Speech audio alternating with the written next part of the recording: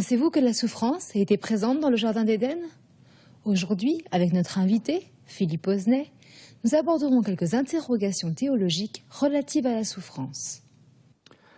En réalité, il s'agit de bien plus que d'une question théologique, et nous sommes en droit de nous poser cette question, mais que s'est-il donc passé dans notre histoire humaine?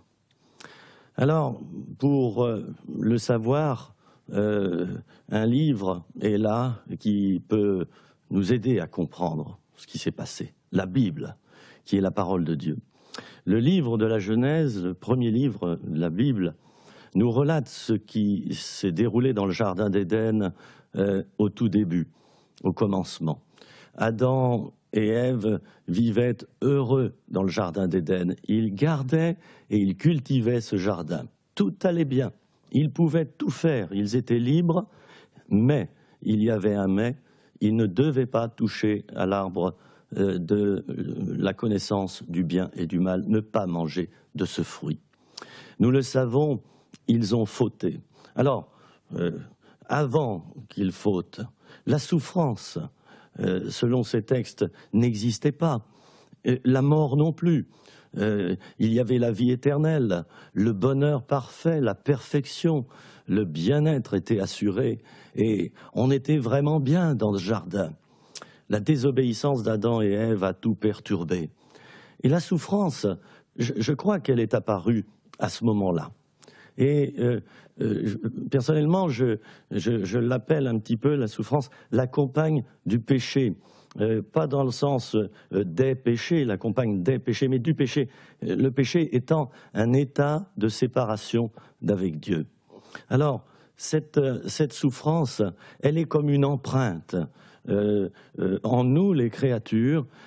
C'est une empreinte aussi dans la création. Une empreinte de quoi? Une empreinte du désordre qui s'est installé dans la création et dans la créature. Il y a eu comme un effet rebond du péché sur l'homme et sur la création. La souffrance, c'est pour moi un signe de rupture entre Dieu et l'homme. Et c'est aussi particulièrement un avertissement donné à l'homme. Je crois que Dieu veut lui dire, tu vois, sans moi, ta voie aboutit à l'égarement, tu souffres de plus en plus et tu vivras finalement à la fin dans la mort éternelle. C'est donc un signe de rupture et un avertissement, et c'est malheureusement un signe de malédiction.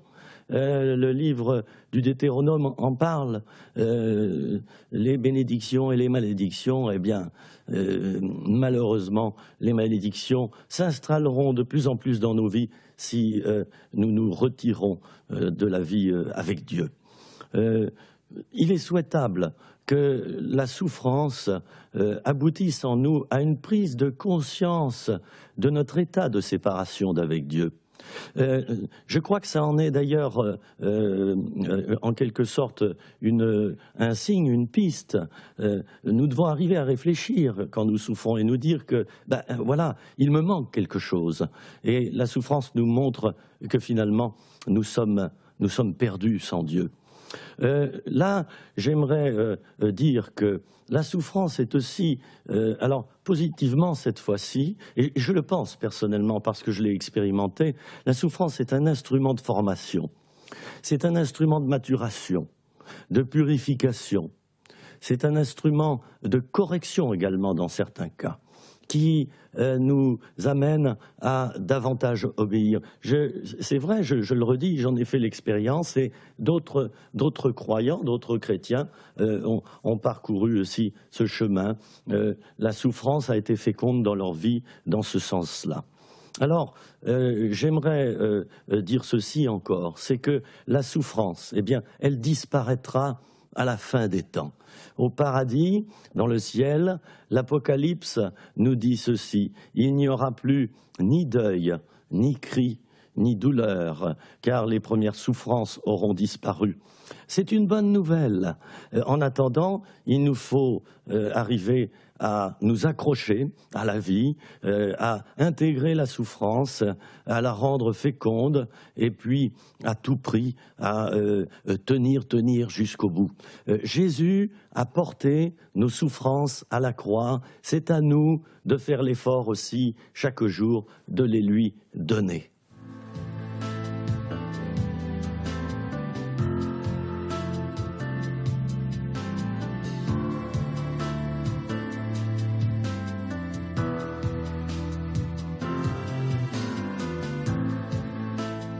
L'expression populaire « pauvre comme Job » nous renvoie au magnifique livre de Job dans la Bible, qui est exactement au cœur de notre sujet.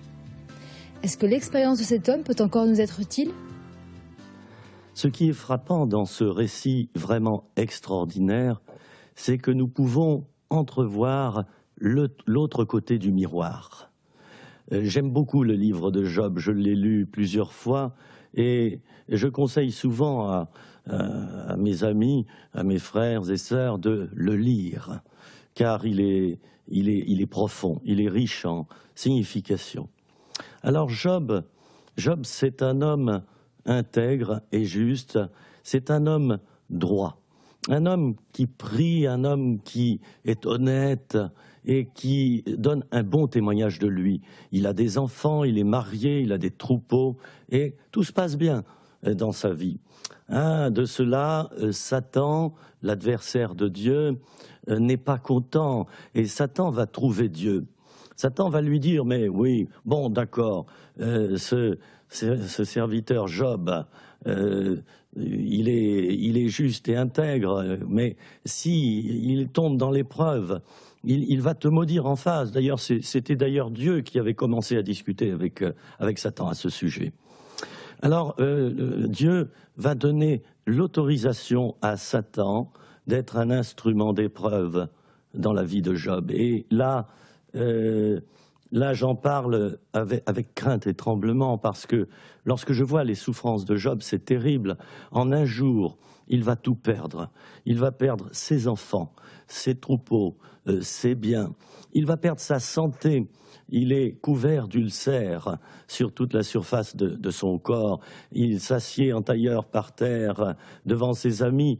Il pleure, il prend des tessons et il se gratte la peau tellement il a mal et ça saigne.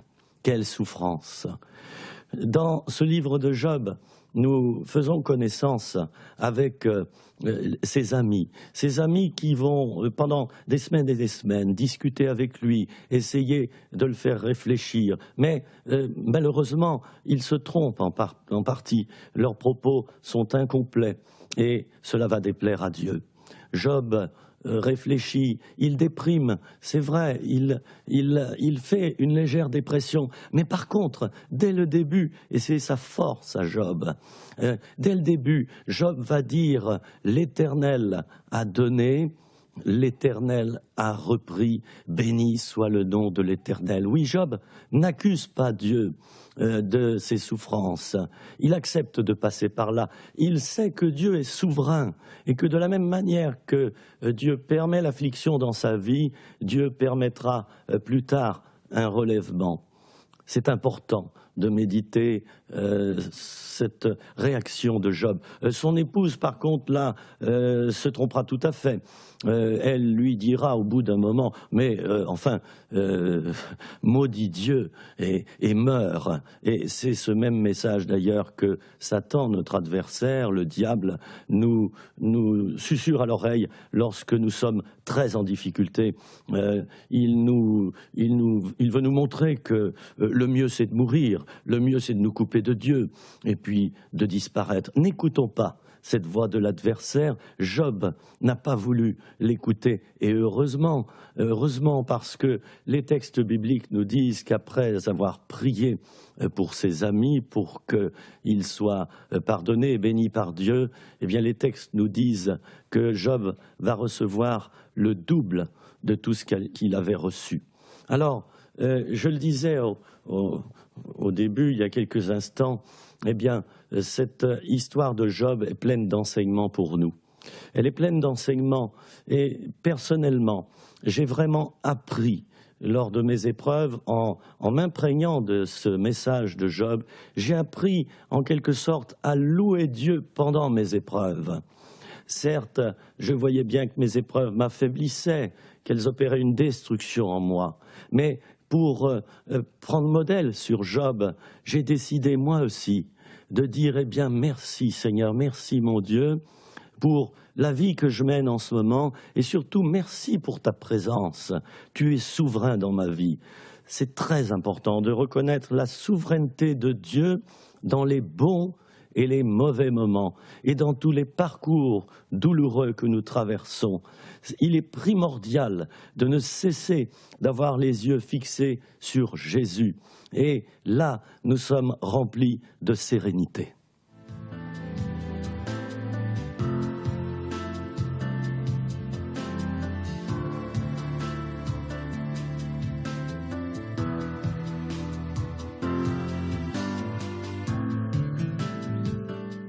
Évidemment, on ne peut pas évoquer la souffrance sans parler de Jésus lui-même. Je suppose que, là encore, les évangiles ont beaucoup à dire. Bien avant les évangiles, le prophète Ésaïe, dans le chapitre 53 de son livre, un chapitre que tout le monde connaît bien, a décrit Jésus comme l'homme de douleur habitué à la souffrance. Cette description de Jésus a été faite par lui longtemps avant sa venue. Elle est réelle, elle est véridique. Il y a d'autres textes bibliques qui nous disent que Jésus a beaucoup souffert. Et là, je ne parle pas des textes qui concernent la croix, le calvaire à Golgotha. Je parle d'autres textes qui sont notamment dans l'épître aux Hébreux, au chapitre 5, et c'est le verset 8. Et ce verset nous dit que Jésus a appris l'obéissance par les choses qu'il a souffertes. Ah, la première fois que j'ai lu ce verset, je l'ai souligné, ressouligné, et j'ai essayé de le méditer. Jésus a appris l'obéissance par les choses qu'il a souffertes. Est-ce à dire que Jésus commettait des imprudences, des désobéissances? Non. Mais la souffrance était comme un ciment qui lui permettait de garder cette obéissance à son Père, de la garder intacte. Quant à nous, et personnellement je le sais bien, quelquefois les souffrances me permettent non pas de conserver l'obéissance, mais quelquefois, et je le dis à ma honte, de regagner l'obéissance à Dieu, car j'ai flanché, et ça arrive à tout le monde. Ce verset, je le médite toujours, ce verset de l'Épître aux Hébreux, et j'aime relire aussi dans la parole de Dieu ce qui s'est passé pour Jésus juste après son baptême. Les textes nous disent que Jésus a été emmené par l'Esprit dans le désert pour y être tenté par le diable. Alors là, dans le désert, examinons le comportement de Jésus qui souffre, il jeûne pendant 40 jours et 40 nuits. C'est très difficile de jeûner, nous le savons. Et le diable, qu'on appelle aussi le malin, et il porte bien son nom, il va attendre la fin du jeûne de Jésus, il va se présenter le dernier jour à Jésus pour le tenter de toutes les manières et pour essayer de lui faire rompre son jeûne, pour obtenir son suicide et pour faire qu'il devienne roi sur la terre avant l'heure. Satan a tenté donc Jésus de toutes les manières et nous pouvons admirer ce comportement de Jésus qui, face à cette souffrance cruelle que le diable lui inflige, reste fort. Il utilise aussi des versets de la parole de Dieu pour repousser Satan à chaque fois. Et nous lisons en effet que Jésus lui jette en plein visage, il est écrit. La parole de Dieu est très importante pour repousser le diable. Jésus ne renie pas Dieu dans le désert. Il aurait pu, à ce stade. il aurait pu pécher, il aurait pu se laisser tenter, il avait faim. Et vous savez comme moi, quand on a faim, eh bien, on paierait très cher un simple quignon de pain. Alors Jésus reste fidèle. Et tout au long des récits de la Bible, dans le Nouveau Testament, nous voyons que Jésus reste toujours patient face à la souffrance. Il garde le silence. Dans le jardin des Oliviers, Jésus se jette à terre, il prie, et il prie son Père, « Père, s'il est possible que cette coupe s'éloigne de moi, mais toutefois non pas ma volonté, mais ta volonté. » La coupe, c'est la coupe de la souffrance, c'est la coupe de la mort. Jésus tient à rester fidèle jusqu'au bout, malgré la souffrance, malgré la douleur qu'il ressent déjà au point que des grumeaux de sang perlent à son front, ce qui correspond, les médecins vous le diront, à un degré de souffrance extrême. Jésus sait que derrière la croix, il y a la résurrection. Il sait que derrière la souffrance, il y a une bénédiction à obtenir. Alors, il ne va pas lâcher prise, il ne se soumettra pas à l'adversaire, il ne se soumettra pas à lui-même, il se soumettra toujours à son Père qui est dans les cieux. Et c'est ce qui fera de lui vraiment le Fils de Dieu.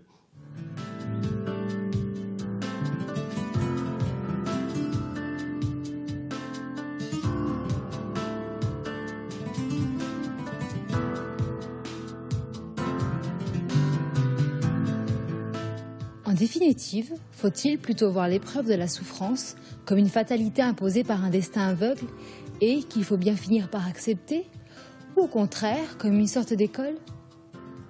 Évidemment, ça peut paraître théorique, voire philosophique, de vouloir à tout prix accorder une signification cachée à la souffrance. Mais mon expérience, c'est que personnellement, j'ai découvert qu'elle a un sens. Pas toujours, c'est vrai, mais elle a un sens et elle peut devenir féconde. D'ailleurs, souvenons-nous, je vous ai dit que l'une des racines du mot souffrance, c'est donc féconder, fécondation. Et le terme grec qui est utilisé d'ailleurs pour le verbe souffrir dans les textes bibliques, c'est aussi rester dessous, rester dessous. Nous avons tout à l'heure compris aussi que ça voulait dire endurer, supporter. Alors, quelqu'un qui subit une épreuve, qui souffre sur une longue période, mais qui reste dessous dans un sens de soumission à l'épreuve et non pas dans un sens de démission, eh bien c'est quelqu'un qui va récolter ce qu'il a semé au bout d'un moment. Oh, pas tout de suite. Bien souvent, la souffrance nous atteint, l'épreuve nous atteint, et nous sommes dans un tunnel, nous sommes dans le noir, nous n'y voyons rien du tout, et nous attendons tout simplement l'issue. Passer ce temps d'épreuve, c'est là que nous commençons quelquefois à comprendre ce que Dieu a voulu faire. Et bien sûr, je le redis, il n'y a pas toujours une signification à la souffrance, mais parfois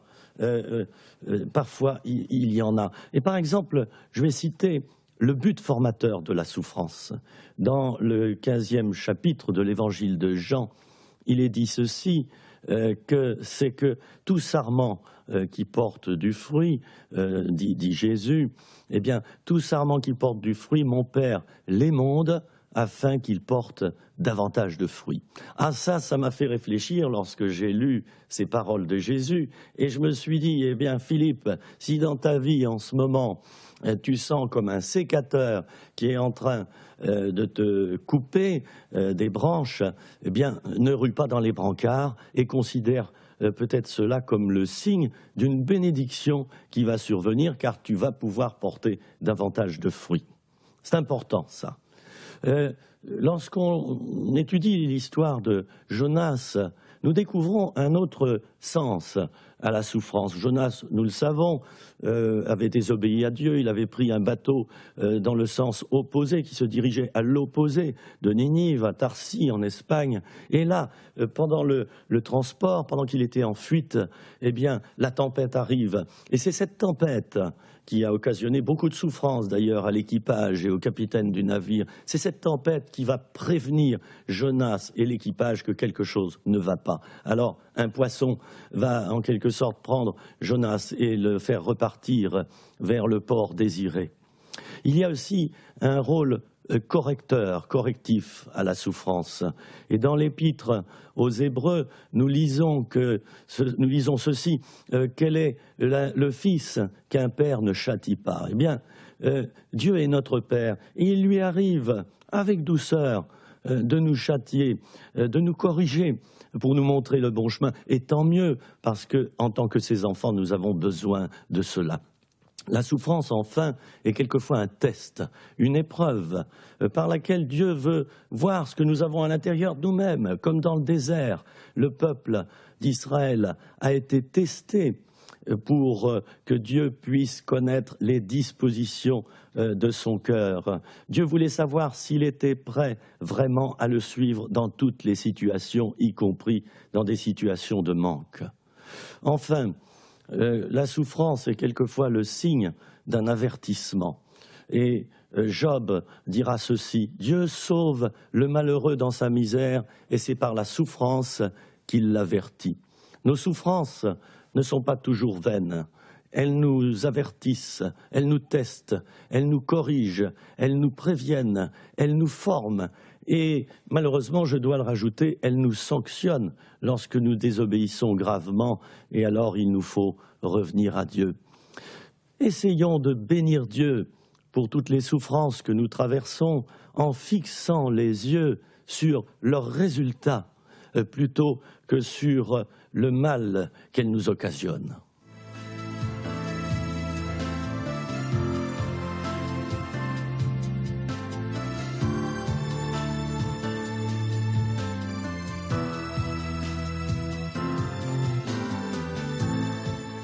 Pour terminer, peut-on aller jusqu'à affirmer que le croyant, le chrétien, a davantage de facilité à accepter la souffrance ? Ce que je remarque lors de mes entretiens avec des croyants, c'est la présence en eux, bien souvent, et sans qu'ils le sachent, sans qu'ils s'en aperçoivent, de facteurs inconscients qui les poussent, devant toute souffrance, à s'endurcir et à se bloquer devant la douleur et la souffrance. Alors, quels sont ces facteurs, quels sont ces éléments? J'ai essayé d'y réfléchir. Et l'autre jour, par exemple, j'ai rencontré une maman avec son fils qui a 14 ans. J'ai observé son comportement avec son fils.